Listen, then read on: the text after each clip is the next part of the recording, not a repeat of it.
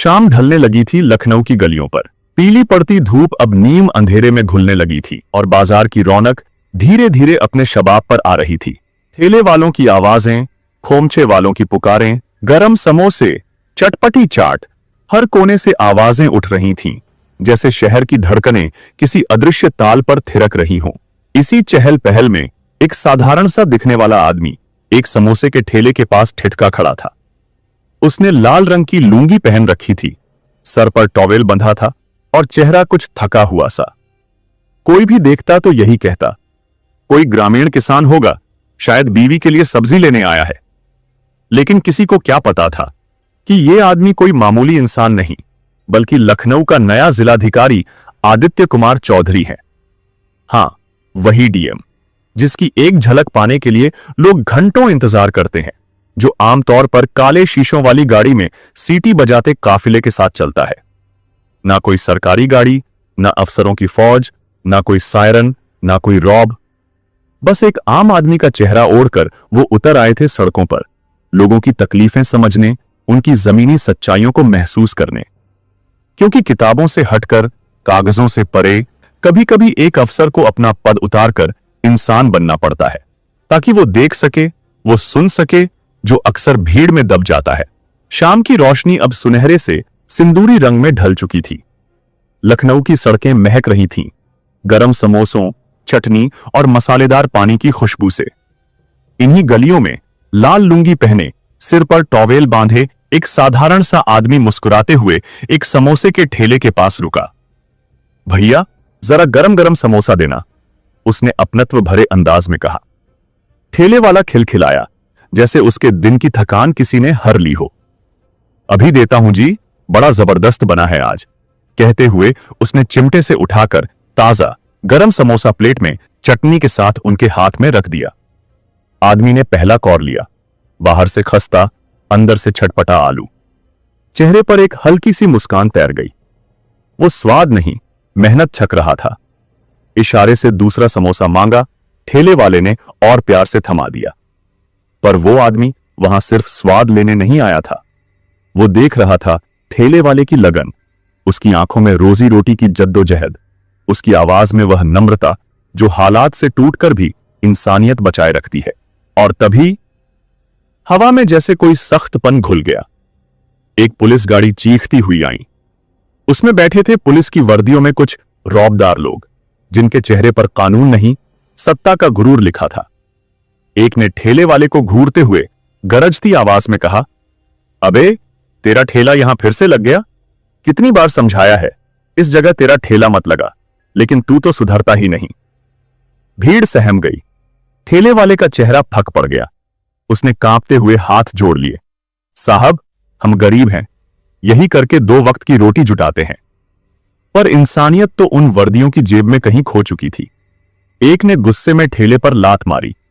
ठेला डगमगाया, समोसे जमीन पर गिर पड़े। गरम तेल से महकते कुरकुरे टुकड़े सड़क की धूल में लथपथ हो गए। भीड़ चुप थी। डर इतनी गहराई तक उतर चुका था कि आवाज गूंगी हो गई थी। पर वो आदमी जिसे सबने एक आम ग्राहक समझा था, उसकी आंखों में अब खामोश आग सुलग रही थी। वो धीरे से ठेले वाले के पास गया। शाम की हलचल अब कुछ थमने लगी थी, लेकिन बाजार के कोने में जैसे कोई तूफान पल रहा था। यह क्या तरीका है? लाल लुंगी और टॉवेल में खड़े उस शख्स ने एक कदम आगे बढ़ाकर सख्त आवाज में कहा, एक गरीब की रोजी रोटी यूं उजाड़ देना किस कानून में लिखा है ये? पुलिस वाले ने उसकी ओर तिरछी नजर से देखा, ऊपर से नीचे तक घूरा और फिर ठठाकर हंसा। ओहो, देखो भाई लोग, समाज का नया नेता आ गया। ए मैडम, ओ माफ कीजिए बाबू साहब, अपने घर जाइए, अपने खेत बाड़ी के काम पर ध्यान दीजिए, यह पुलिस का मामला है चाचा। उस आदमी, जो दरअसल कोई आम नागरिक नहीं बल्कि जिले के डीएम आदित्य कुमार चौधरी थे, ने एक गहरी सांस ली। उनकी आंखों में तेज था और स्वर में ऐसी दृढ़ता जो केवल सच्चाई के साथ चलने वाले में होती है। गरीबों पर हाथ उठाना, उनकी जिंदगी रौंद देना, किस कानून में लिखा है ये? उनका सवाल सीधा पुलिस की आत्मा पर चोट कर गया। लेकिन इंसानियत जिनके भीतर बची ही न हो, उन्हें चोट क्या लगती? एक सिपाही का चेहरा तमतमा उठा और फिर बिना किसी चेतावनी के उसने झल्लाकर डीएम के गाल पर एक जोरदार तमाचा रसीद कर दिया। थापड़ की आवाज भीड़ में सन्नाटा भर गई। चेहरे पर लाल निशान उभर आया था। लोग स्तब्ध थे। एक आम आदमी पर पुलिस ने सरेआम हाथ उठा दिया, लेकिन पुलिस वालों के चेहरे पर जरा भी पश्चाताप नहीं था। एक ने उनकी हाथ मरोड़ते हुए कहा, बहुत हो गया तेरा कानून ज्ञान, चल थाने। अब डीएम आदित्य को एहसास होने लगा कि मामला बढ़ चुका है। मन ही मन सोचा, अब पहचान बता दूं? पर अगले ही पल खुद को रोका। नहीं, मुझे देखना है आम जनता के साथ क्या होता है। अगर अभी ही पहचान बताई तो ये डरकर रुक जाएंगे। यह नाटक अभी जारी रहेगा। उन्होंने विरोध नहीं किया। हाथों में हथकड़ी डाल दी गई और उन्हें धक्के देते हुए पुलिस जीप में बैठा लिया गया। जीप में बैठते ही पुलिस वालों के मुंह खुल गए। अबे ये औरत जैसी शक्ल वाला मर्द बहुत तेज है, कहीं किसी बड़े आदमी का नौकर तो नहीं? क्या पता किसी नेता की रखैल का बॉडीगार्ड हो। भाषण झाड़ रहा था जैसे डीएम हो खुद का। डीएम आदित्य सुनते रहे। उनका चेहरा शांत था, पर भीतर एक तूफान मचल रहा था। थाने पहुंचते ही उन्हें अंदर एक छोटे सड़े हुए लॉकअप में डाल दिया गया। कमरे में सीलन, बदबू और दीवारों पर पान की पीखें थीं। एक कोना तो ऐसा लग रहा था मानो वहां से अब तक कोई झाड़ू नहीं गुजरा हो। और वहां पहले से बंद थे कुछ पुरुष कैदी, बेबस, सहमे हुए, बिखरे बाल, गंदे कपड़े और आंखों में एक गहरी थकान। उनमें से एक ने धीमे स्वर में पूछा, भाई तुझे क्यों पकड़ा? डीएम आदित्य ने हल्की मुस्कान के साथ जवाब दिया, गरीब की मदद करने की गलती कर दी। दूसरे कैदी ने लंबी सांस लेते हुए कहा, हम गरीबों की यही किस्मत है। यहां पुलिस इंसान नहीं समझती। अगर तेरे पास पैसे या कोई बड़ा जानने वाला नहीं है तो ये लोग तुझे नोच डालेंगे। डीएम ने ध्यान से सुना। अब तक जो सुना था वो देख भी रहे थे। पुलिस की मनमानी, अत्याचार और सिसकती इंसानियत अब उनके सामने थी, बिना किसी पर्दे के। कुछ देर बाद दरवाजा जोर से खुला। एक इंस्पेक्टर अंदर आया, तिरछी हंसी के साथ डीएम को देखा और बोला, समाज सुधारक बना है, चल इस पे साइन कर, लिख कि तूने सरकारी काम में बाधा डाली है, नहीं तो आज की रात यहीं सड़। डीएम ने उसकी आंखों में सीधी नजर डाली। मैंने कोई गुनाह नहीं किया, साइन क्यों करूं? इंस्पेक्टर भड़क उठा, टेबल पर जोर से हाथ मारा और चीखा, तेरी हिम्मत तो देख। अबे सिपाही, इसे अंदर ले जा और समझा इसे। अब डीएम गहरी सोच में थे। क्या अब समय आ गया है कि वह अपने असली रूप में सामने आए, या अभी भी यह नाटक चलता रहे ताकि वह देख सकें आम आदमी के हिस्से में यह सिस्टम कितना अन्याय रखता है? अभी फैसला लेना बाकी था, लेकिन यह साफ था बदलाव की आंधी धीरे धीरे उठने लगी थी। यह इंसाफ की लड़ाई थी, लेकिन अभी नाम उजागर करना ठीक नहीं था। डीएम साहब ने निश्चय किया था, जब तक हालात अपनी हदें पार नहीं कर लेते वे एक आम नागरिक बनकर ही रहेंगे। मगर अब वे उस हद तक पहुंच चुके थे। कुछ देर बाद वही इंस्पेक्टर जिसने उन्हें धक्का देकर लॉकअप में फेंका था, 2 सिपाहियों के साथ लौट आया। आंखों में तुच्छता और होठों पर तिरस्कार लिए उसने कहा, अब भी अकड़ बाकी है? चल आगे कर, हाथ और साइन कर इस बयान पर।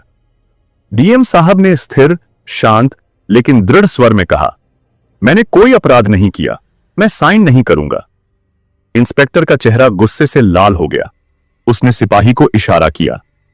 अगले ही पल एक सिपाही ने डीएम साहब के बालों को जोर से पीछे खींचा।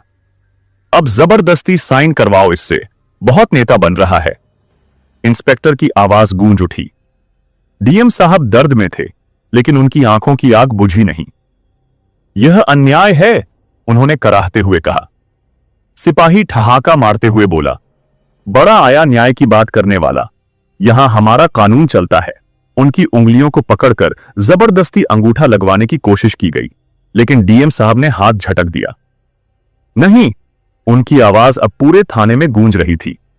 इंस्पेक्टर ने गुस्से में चिल्लाकर कहा, अकड़ निकालो इसकी, समझाओ इसे हमारे तरीके से।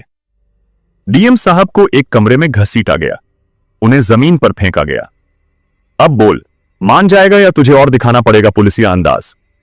एक सिपाही गुर्राया। डीएम साहब उसकी आंखों में आंखें डालकर बोले, तुम जैसे कानून के रक्षक नहीं, भक्षक हो चुके हो। तभी एक सिपाही ने छड़ी उठाई। व्यंग्य से बोला, अब देख कितनी समाज सेवा करता है। तभी बाहर से तेज कदमों की आहट हुई। दरवाजा धड़धड़ाकर खुला और एक वरिष्ठ पुलिस अफसर अंदर आया। यहां क्या तमाशा चल रहा है? उसने कड़क कर पूछा। इंस्पेक्टर हड़बड़ा गया। सर, यह आदमी बहुत बदतमीज है, कानून का उल्लंघन कर रहा था। वरिष्ठ अधिकारी ने पहले डीएम साहब की हालत देखी, फिर इंस्पेक्टर की ओर घूरकर कहा, बिना सबूत के किसी को यूं पीट रहे हो? इंस्पेक्टर ने झिझकते हुए कहा, सर, सड़क पर झगड़ा कर रहा था, इसे कुछ घंटों में छोड़ देना। ऑफिसर ने आदेश दिया। डीएम साहब को फिर लॉकअप में डाल दिया गया, लेकिन इस बार और भी घटिया हालत में। बदबूदार कंबल, सड़ा गला खाना, लेकिन उनके चेहरे पर शिकन नहीं थी, क्योंकि वे महसूस कर रहे थे आम आदमी रोज किस नर्क से गुजरता है। सुबह इंस्पेक्टर आया, व्यंग्य से कहा, बड़ी किस्मत वाला है तू, जमानत हो गई। जमानत किसने दी? डीएम साहब ने पूछा। पता नहीं कौन मूर्ख आया है, कोई तो होता ही है तेरे जैसे लोगों के लिए। इंस्पेक्टर हंसा।